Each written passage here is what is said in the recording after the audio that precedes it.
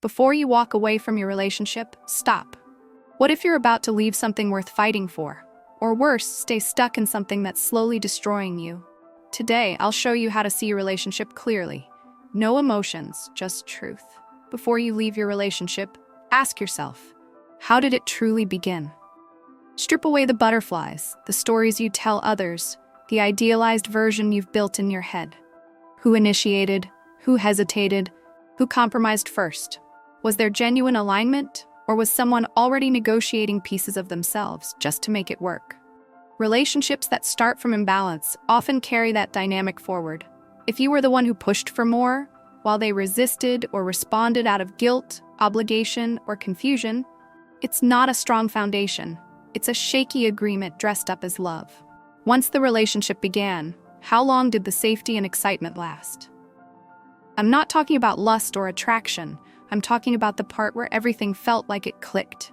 The ease, the safety, the mutual giving, the curiosity about one another. If it burned out fast, if arguments or tension showed up within a few weeks or even a couple of months, that's not your fault. But it is a sign. The early stage of a healthy relationship should feel like a breath of fresh air, not like a riddle you can't solve or a fire you have to keep putting out. If peace didn't last even for 6 months, why are you holding out hope that it's suddenly going to arrive now? Then comes the truth test. What patterns started showing up once the honeymoon stage faded? Did you notice disrespect, emotional distance, inconsistency? Did you start feeling smaller, more unsure, a little more anxious? Did you find yourself checking your phone constantly, rereading texts, trying to decode what they meant when they said something off? Those aren't signs of a deepening bond. Those are symptoms of misalignment. And maybe you dismissed those things, told yourself you were being dramatic, too sensitive, too needy. But were you actually? Or were you just responding to something real that your body, your intuition could sense before your brain was ready to name? Ask yourself what your concerns were and whether they were addressed with care. Did you raise them? Did you speak your truth, only to be met with defensiveness, dismissal, or minimization? Did you shrink those concerns down, dilute them, try to make them easier to swallow so they wouldn't drive your partner away? Did they listen? Did they change? Or did they promise to, then quietly forget? Change doesn't mean saying the right words. It means shifting behavior consistently, even when it's uncomfortable. And if someone keeps choosing convenience over growth, they are not choosing you. Now look at yourself. What version of you exists in this relationship? Are you proud of that version? Have you lost parts of yourself? Are you more anxious, less joyful, less open with others? Have you noticed that your laughter is less frequent, your peace more fragile? Did you start keeping things to yourself, not because you're private, but because you didn't want to cause more tension? What pieces of you have you quietly abandoned just to keep the dynamic stable? A healthy relationship should not require your self-abandonment. If your identity has started to disappear under the weight of trying to be palatable, you are not being loved, you're being managed. Examine your conflicts, not just how often you fight, but how you fight. Does it turn ugly? Are there raised voices, passive-aggressive comments, silent treatments, slammed doors? Or is it quiet warfare, withdrawal, apathy, indifference?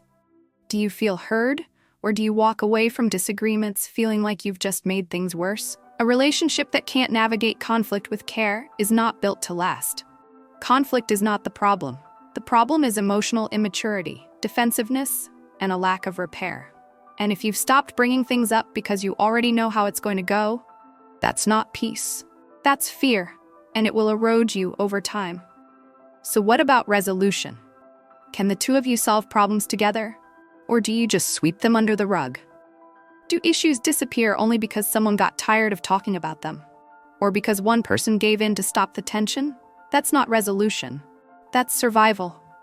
Real resolution means both people feeling heard, both taking responsibility, and both actively working to improve. Not perfectly, but consistently. If the same argument has happened 5, 10, 20 times, that's a pattern. And patterns don't change because of love. They change because of effort. And both people have to be willing to do that work. Alone, your effort becomes emotional labor. Together, it becomes transformation. Take a hard look at the lowest point in the relationship. What happened? What did it reveal? Was it a betrayal, an emotional breakdown, a moment where you truly felt unloved or unsafe? Did the relationship ever cross a line that you once said was a deal breaker? And if so, why are you still there? Did you rationalize it, say, well, nobody's perfect, or they were under stress, or it was a one-time thing? Did you convince yourself to stay because you hoped that moment would be the turning point? But has it been? Or are you still quietly haunted by it, still carrying the emotional debris of a moment you never fully recovered from? Now ask yourself, are you in this because it's right, or because you're afraid of starting over? Are you afraid of being alone? Are you afraid of breaking their heart, disappointing their family, having to explain to your friends that it didn't work out after all that time? Have you told yourself it's not that bad, that it's better than being single, that maybe this is just what relationships are like, that all couples struggle? Be careful with those thoughts. They are not truths. They are survival narratives. And survival is not the same thing as fulfillment.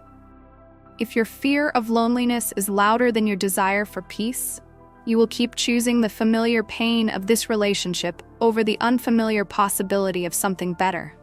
But just because something is familiar doesn't make it right. And just because you've invested time doesn't mean you owe it your future. Time is not currency. You don't have to keep spending your life on someone just because you've already spent years with them. That's not loyalty. That's emotional debt. Look at your support system.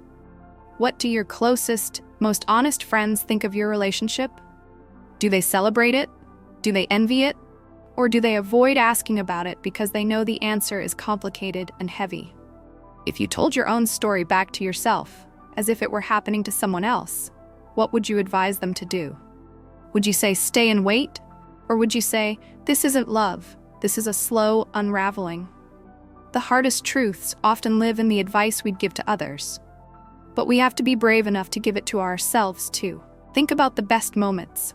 Are they recent or are they old? Do you hold on to memories like oxygen, just trying to believe they'll come back? Do you find yourself saying, but we used to be so good, even though you haven't felt that way in a long time? The past is not the present. The highlight reel does not erase the damage. Love is not just what you felt once, it's what you feel now. And if the good days are the exception, not the rule, you are living in nostalgia, not reality. How does your body feel around them? Not just your heart or your head, but your actual nervous system. Do you relax when they walk into the room, or do you brace yourself? Are you calm, grounded, and safe in their presence, or is there a subtle tightness in your chest, a flicker of dread in your stomach? Your body doesn't lie. Even if your mind has learned to rationalize everything, your body still knows what safety feels like, and what it doesn't. Now look at your future. If nothing changed, nothing, would you be happy in 5 years? 10? Would you be proud to tell your future children how this relationship began, how it grew, how it's lasted? Or would you be quietly afraid of them repeating your patterns? Would you want them to have a relationship like yours? That question alone can reveal everything. Do you feel chosen, or do you feel tolerated? Do they celebrate you, or simply endure you? Do they meet you with gratitude, or do they make you feel like you're always asking for too much? You deserve a love that sees you, hears you, and rises to meet you. Not one that makes you question your own worth every time you express a need. Be honest about the version of love you believe you deserve. Because if you grew up with instability, with emotional neglect, with inconsistency, with conditional affection, it's very possible that what feels like love to you is actually just familiar. Chaos can feel like passion. Distance can feel like mystery. Mood swings can feel like depth. But those are not love. Those are old wounds repeating themselves. And if you stay, what are you teaching yourself? That your needs don't matter. That it's okay to be half-loved. That you can't trust your own instincts. That pain is the price you pay to not be alone. Every day you stay, you reinforce those beliefs. And every day you stay, you move further from the life you could be living if you had the courage to let go. Sometimes, leaving is not giving up. It's growing up. It's finally choosing peace over chaos, truth over illusion, your future over your past. And yes, it will hurt. It will shake everything. It will feel like a small death. But on the other side of that grief is freedom. On the other side is clarity. On the other side is the version of you that you abandoned to make this relationship work. She's still waiting for you. And she's ready to come home.